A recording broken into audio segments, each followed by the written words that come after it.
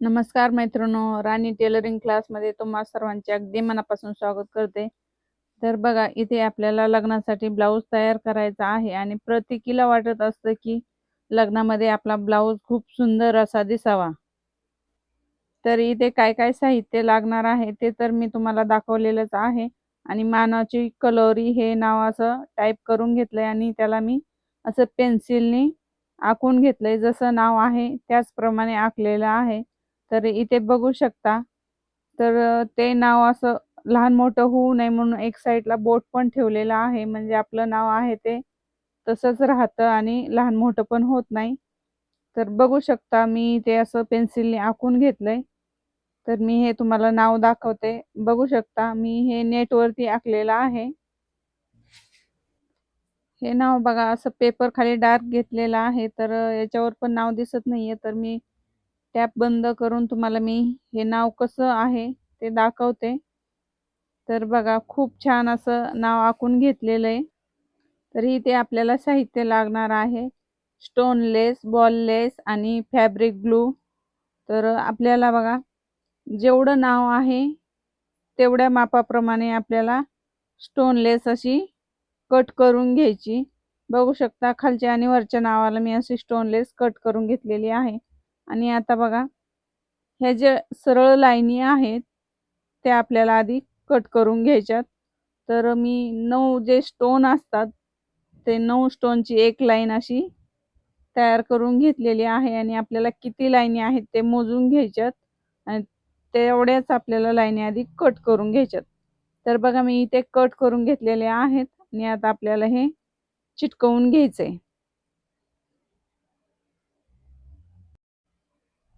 आधी जेवढं जे सरळ आहे ना ते आपण आधी चिटकून घेऊयात या पद्धतीने.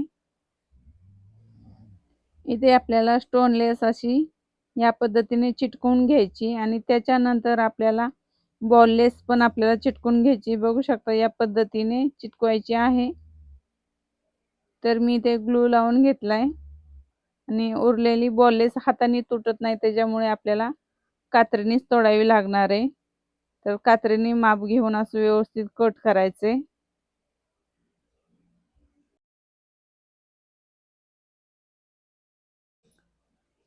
खालच्या लाईनला पण आपल्याला बॉल लेस या पद्धतीनेच लावून घ्यायची. इथे दाखवल्याप्रमाणे आपल्याला चिटकवून घ्यायचंय बघा. असं या पद्धतीने आपल्याला चिटकवायचंय.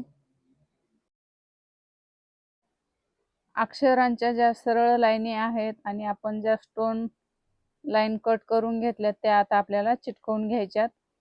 त्याआधी जेवढ्या सरळ लाईनी आहेत त्याच्यावरती मी असा ग्लू लावून घेतलाय आणि त्याला बघा स्टोन लेस जी आपण कट केलेली आहे ती अशी या पद्धतीने चिटकवून घ्यायची.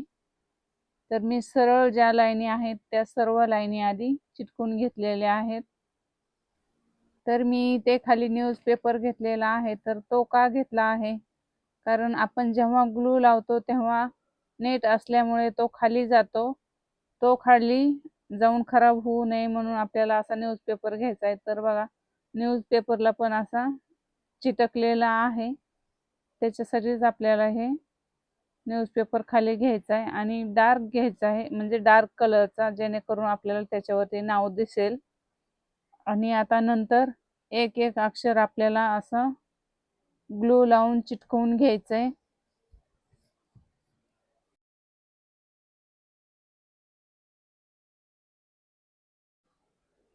अशा नावाचा जर पॅच आपल्याला बाहेरून घ्यायचं म्हटलं तर 250 ते 300 रुपयापर्यंत भेटतो.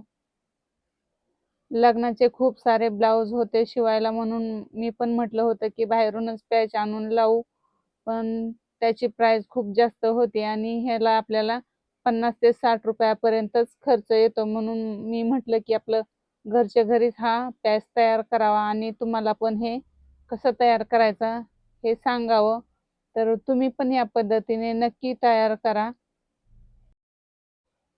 स्टोन लेस लावून झाल्याच्या नंतर आपल्याला बॉल लेस लावून घ्यायची. तर इथे बघू शकता या पद्धतीने बॉल लेस लावायची आहे.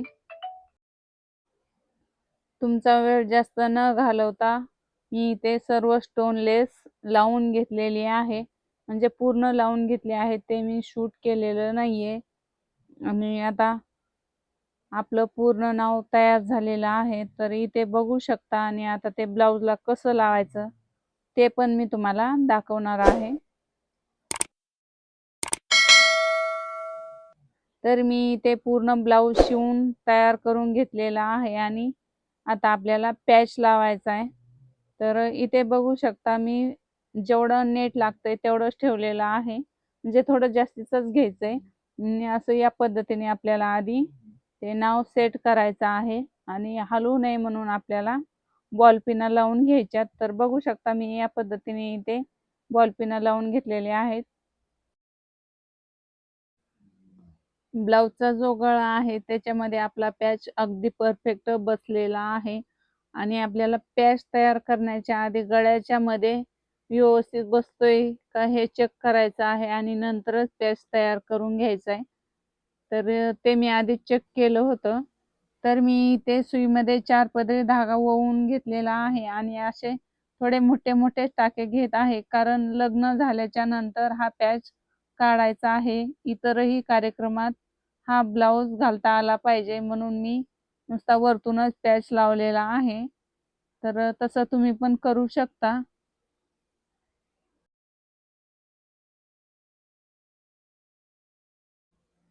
तर इथे पूर्ण पॅच लावून घेतलेला आहे आणि उरलेलं नेट जे आहे ते आपल्याला कट करून घ्यायचंय. तर बघू शकता हे जे जास्तीचं नेट आहे ते कट करायचंय. असं या पद्धतीने कट करायचंय. तर इथे लग्न सराईसाठी आपला ब्लाऊज तयार झालेला आहे. मानाची कलवरी हे नाव कसं दिसतंय हे नक्की मला कमेंट करून सांगा. जरी ब्लाऊजला आरी वर्क केलेलं नसेल, अशी डिझाइन करून जरी तुम्ही हा पॅच तयार करून लावला, तरी खूप सुंदर दिसेल. नक्की ट्राय करा आणि मला कमेंट करून सांगा, तुम्ही हे नाव तयार केलं आहे का?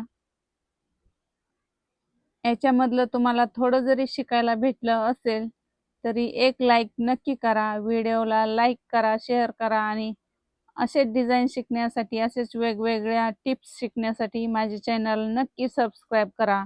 भेटूया अशाच पुढच्या नवीन व्हिडिओमध्ये. धन्यवाद.